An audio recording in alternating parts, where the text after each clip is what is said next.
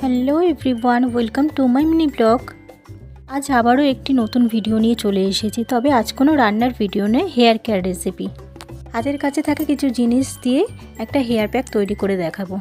চলো দেখে নাও কি কি আছে। ফ্ল্যাক্সিড, মেথি, আদা, জবা ফুল, অ্যালোভেরা, পেঁয়াজ, চাল, কারি পাতা। আমি আগে থেকে চাল, মেথি আর ফ্ল্যাক্সিড ভিজিয়ে রেখেছিলাম। এই হেয়ার প্যাকটি খুব ভালো একটি হেয়ার প্যাক।